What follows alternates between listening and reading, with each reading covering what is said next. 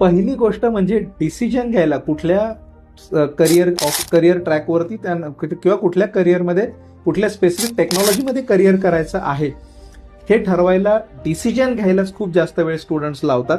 So decision घेण्यामध्ये literally वर्षानुवर्षांचा पण वेळ स्टुडंट काही वाया घालवतात आणि त्यांच्या नंतरच्या बॅचचे स्टुडंट पासआउट होऊन स्किल अपग्रेड करून जॉबला सुद्धा लागतं. सो डिसिजन घ्यायला जो वेळ आहे तो जास्त लावू नका, ही पहिली गोष्ट.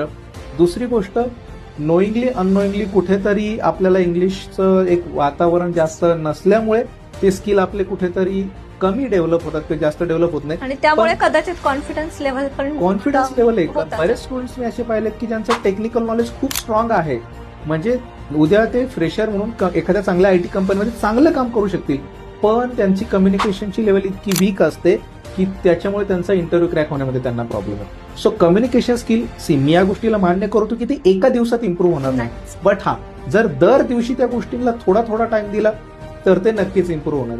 आणि तिसरी गोष्ट, स्वतःचं अपग्रेडेशन कधीच न थांबवणं. आजकाल 15-20 वर्ष एक्सपिरियन्स असलेल्या IT प्रोफेशनल्सला सुद्धा त्यांचे स्किल्स अपग्रेड करायला लागतात. तर ॲज अ फ्रेशर म्हणून आपल्यालाही आपले स्किल अपग्रेड करायला लागणारच आहे. सो 3च स्टेप आहेत. एक, जास्त वेळ डिसिजन घ्यायला न लावणं. दुसरा पॉईंट त्याच्यामध्ये हा आहे की कम्युनिकेशन स्किल्सवरती कंटिन्युअसली काम करून इम्प्रूव्ह करणं. आणि तिसरी गोष्ट, अपग्रेडेशन कधीच न थांबवणं.